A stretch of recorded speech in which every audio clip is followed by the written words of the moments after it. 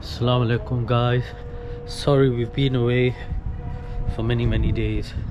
Explanations will be given to you. So my cousin was quite ill and he suddenly passed away. We all travelled to the village, which is literally about 3-hour drive due to the bad roads, and me and Myra went. Yeah, so it was quite a intense experience, would you say? Yeah, it was quite shocking, wasn't it? Because he was getting better and he was only in his early 20s. He was just 22.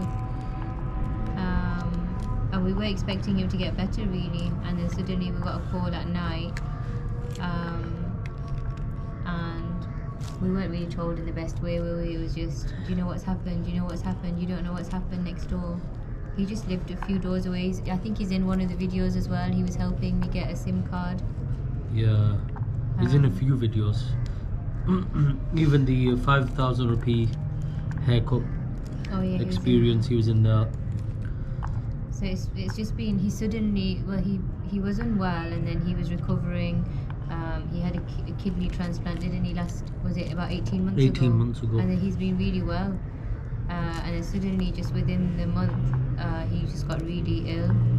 And even then, the doctors were like, yeah, he's recovering slowly. And it was just really shocking. We got there, and then within like 30 minutes, we were just, really quickly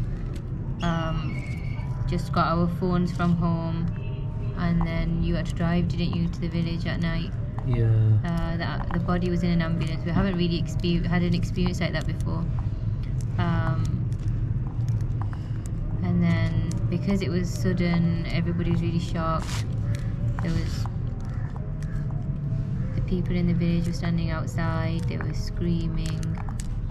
It was just really intense. So I drove the full 3 hours to the village. It's the same village I stayed in for about four months when I was 8 years old. And I haven't really been back for a very long time. So it's that same village that I've mentioned before in one of my vlogs. Yeah, so that night we didn't sleep, so we stayed up. The following day, my cousins and my brothers arrived from England, so I went and picked them up from the airport. So we didn't really sleep that night either. And then the following day after that, we kind of had some sleep, didn't we? Yeah, it was. It was freezing cold though. Yeah, it was really cold there. So it's just been really intense. I think these I think we had like 1 week where we were just really happy and excited, and then after that it's just been quite intense. Like, we've had nice moments and things, but then we got sick. Then Farhan's cousin got unwell. Then he's sadly passed away, and it's just been so intense. I think we should talk about what happened when we got back. Straight away? Yeah, I think we should. So when we came back, well, on the day we were due to come back from the village, I received a phone call from one of the shopkeepers downstairs saying that all my locks to the flat have been broken, and that we should come back straight away. And then I called my dad's friend, who's also in one of our previous vlogs, Atta Saab. I told him to go and check, see what's happened. So you don't really get burglaries here in Wakend, especially where we live. And then he checked, sent me some videos through. We could see that they broke all the locks and came straight in. Everyone was shocked. People, even these neighbors here, around here, they were all surprised. They leave their doors open all night, all day. The front doors. That's how safe it is here.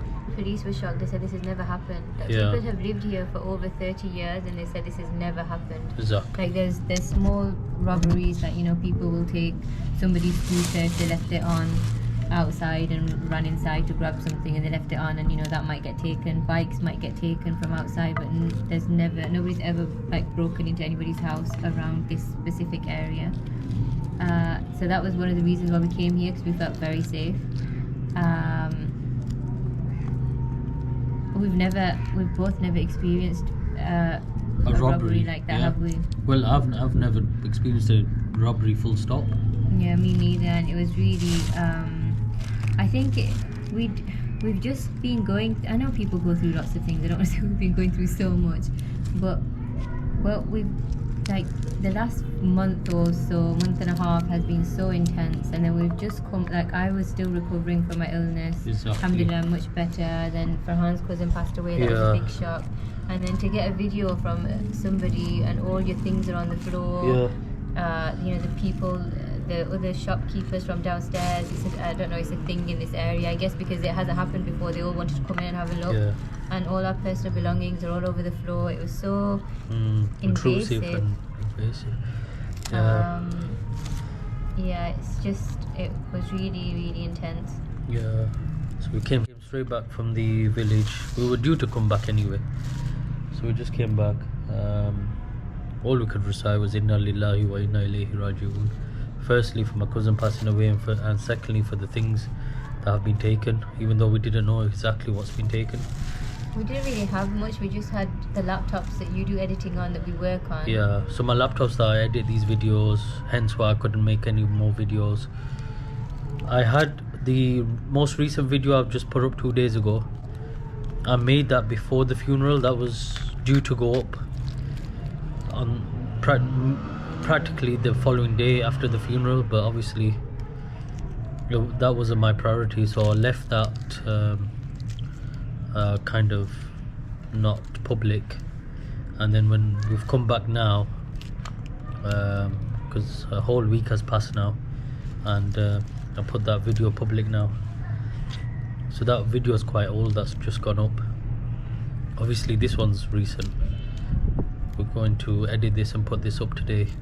The most difficult thing about this was that everybody in the area and all family knew that we're going away, and they know that we're from England. So because it's not really happened before, it just makes you think lots of things, like, oh, so this was planned, we were targeted because we've come from England. And they would have been shocked because we don't even actually have any furniture yet in the apartment. It's really, we're living like, you know, like poor people in the apartment, in the flat, because we want to renovate it. So we just, because it was a rush and it was night time, we didn't really, and you know, it was a shock, the situation that we went under. We obviously weren't going to take our things with us. We just had our 2 laptops that got taken. They tried to take Farhan's shoes. They'd packed this GoPro as well, but they forgot it in a bag. They tipped some clothes over onto it and they forgot it. So the bag that they've forgotten had my camera, this camera here. So I thought the camera's gone. We left everything as it was until the police came, because apparently they take fingerprints, but they didn't. After they came and checked the property, they said, okay, you can clean everything, put everything back. So as we started cleaning, it took us about 2 days to clean and put everything back to where it was.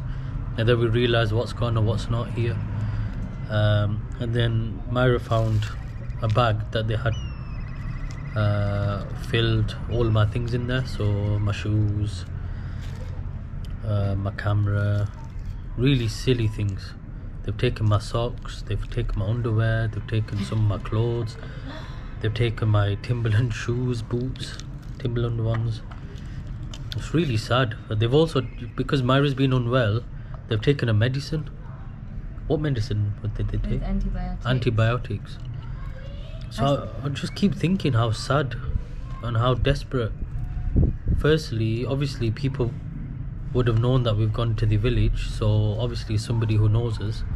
And secondly, they're taking things that, you know, what the hell? Like, how do you feel about taking somebody's clothes? You know, just pick up the washing machine, take that. Sometimes I was feeling sorry for them. Like, I think, oh gosh, they've taken the jar of nuts. Maybe they were hungry. But the way the way it's done, and then we've you know, we've had a notification that they've sold the laptop. Well, somebody, it's just. I guess we'll have to update you once on Yeah. the little details. The investigation is still ongoing. Obviously, everything's from Allah. We're not here ready to point fingers without any evidence. The police are doing whatever they're doing. My dad's come over from England to sort it all out. He came kind of straight away. So he's sorting it out. So we're leaving it to my father. We're doing dua to Allah that everything gets sorted and resolved. We've reinforced all the locks with higher grade metal, steel bars, and better locks like 5-lever locks and stuff like that. So in this terms of security side of things, we kind of worked on that. But we're not. I mean, I've got the location of the laptops because iMacs tend to send you locations if you do that locate my iMac thing. So I know where the laptops went when they switched them on. I know exactly where they were. But really, what do you want me to do? Go there and start asking questions? Obviously, it's gonna turn into something. So it's better to avoid it and just be patient and wait it out. Because really, what we lost, we haven't really lost much. Really, if you look at it, we haven't lost much. All the doors and everything's been sorted. I've gone straight back to work. I'm working, so I'm quite content and happy. So, people have been messaging Myra saying, "Oh, are you coming back now?" I've had a friend said to me, "Oh, are you coming back now?" The first thing I said to my friend was, "Do you remember when you were shortchanged for when you sold a car? Where did you go?" The guy literally did some funny business with his fingers and counted notes twice or 3 times to trick him and to say, "Yeah, look, it's the exact amount." So he messed about and he lost I don't know how many hundreds of pounds with that type of trick. They did it quite quickly. There was like 5 of them to pick up one car. So these things do happen in England. I mean, we've lost money in England.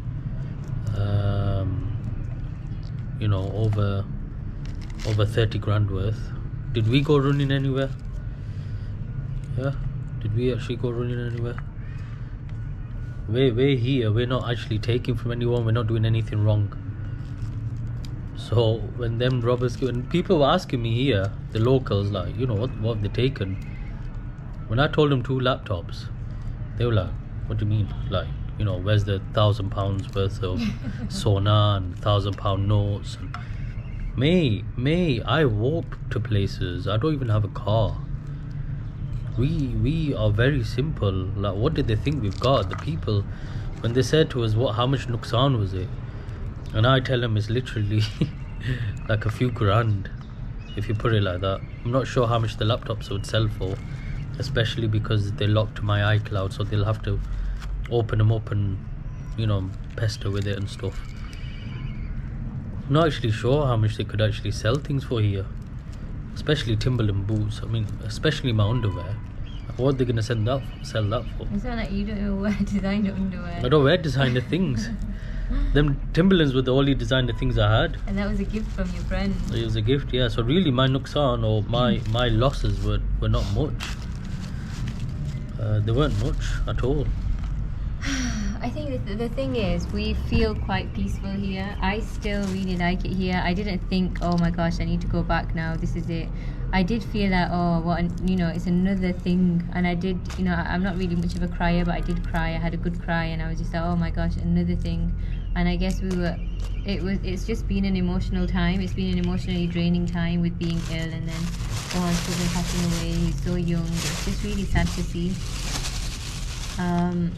And then this, and then it's all the sorting out, like, okay, now who do we contact, what do we have to do, we have to go to the police station, who do we contact, what do we do, where do we go, all that, the stress of it. So Alhamdulillah, Farhan's dad's friends here, he came straight away, he helped out, and Farhan's dad came to help us straight away. Farhan's siblings really helped us out. Yeah. And sent us what we needed. Yeah, my sister straight away got me a laptop. My brother was ready to buy me a new camera because obviously I thought that's gone. So they got me a laptop. And now, the worst thing is, I Yeah. actually feel uncomfortable saying these things on camera because I don't Yeah. know who it is, I don't know who's watching, Yeah. you know, because whoever's done this knows us. So, They knew we you were know, in the is village. it They people knew that we are were. watching the videos that know you, that are related to you? A lot of people say that normally it's you, and it's really sad that we have to think like that and be Yeah. suspicious of people. I think that's the worst thing that's happened to us, that the suspicion Yeah. that keeps creeping up, like, oh, maybe it was that person, maybe because somebody's Yeah. also taken Farhan's passport, and we Yeah, know my passport's somebody, gone. we know some, and generally we've been told that people don't actually take your passport, but we do know somebody who needed some details, like his passport number and things. So my passport was in the same place, but they threw mine on the Kept floor, mine. and they took Farhan's, and then it's like, oh, was it that person? Because they wanted, and it's just really sad. Like, I even contacted my teacher, and I was like, all these suspicions are coming up in our minds. How are we supposed to react to this? How are we supposed to deal with it? And I think the good thing is everything seems to be happening straight away, all at once. Yeah. So I guess that's, my friend actually said this to me. She said maybe it's a good thing because you can now, you know, you can see if you can manage it, if you can handle it Yeah, or not, instead yeah. of if we were 6 months in and we've really settled and we're all happy and And then hunky-dory, somebody came. and then something happened, maybe it would shock our system more. Yeah, I Now it's think all it would, happening yeah. at once, and then we can finally decide, can we hack it or can we Yeah, not? yeah, yeah. Because things have happened to us here that haven't even happened to us at home Yeah. in England. So yeah, it's stressful. Keep us in your du'as. It's stressful, but there's like a peace. Like Yeah. now we're sat on the rooftop. I can hear the azan in the background. I can hear the birds. I can see a minaret. I can see the sky. It's just, there's something very grounding about being in Pakistan. So And also the Alhamdulillah, water that's bills still there. come through for us. You're really happy about that. And it's literally 300 rupees for 3 months. So I'm really happy about that. I've got no intentions of going back to England. This is my home. I can live here. And yeah, we've hit rock bottom literally, and the only way out is up. Inshallah. When something goes down, it must come back up. Yeah. I've heard that before. So yeah, that's an update of everything that's going on. And about the people, I think that we've also had the experience of people and how they react when you go through something difficult, and there is absolutely zero empathy here, no empathy whatsoever. Instead, on the day that this happened, obviously Farhan was really calm, mashallah. I was quite shaken up. I was reading lots of du'as and I was trying to stay calm. I was just very tearful because I was like, okay, now what's going to happen? What are we going to do about... It was just about sorting it out more than losing the Yeah. laptops. It's Because about I the know those time. things come and go. It's just not knowing who to go Yeah. to. But anyway, Yeah. so as soon as that's happened, I've gone downstairs and somebody said to me, oh, you know, somebody's done this, they were really brave, they could literally break into your house and kill you next time. I was like, wow, that's really reassuring, thank you. That was literally 1 or 2 hours into us coming here from the village and seeing the flat for the first time, with all the locks broken, and he said that. Is that really what you want to listen to? And that's why your dad actually came, didn't he? He was Yeah. like, what are people saying? Like, what is Yeah. that about? And he was really angry, and he was like, who says that to anybody, and you know, Yeah. to a woman? So clearly this is targeted, planned, somebody who knows us, which is silly really, but what can you do? And I guess like your dad said, you know, what have they achieved? 2 laptops. It was such a big master plan. Even there's a security guard that walks around. He happened to go home early that night. I think he had a bellyache or something.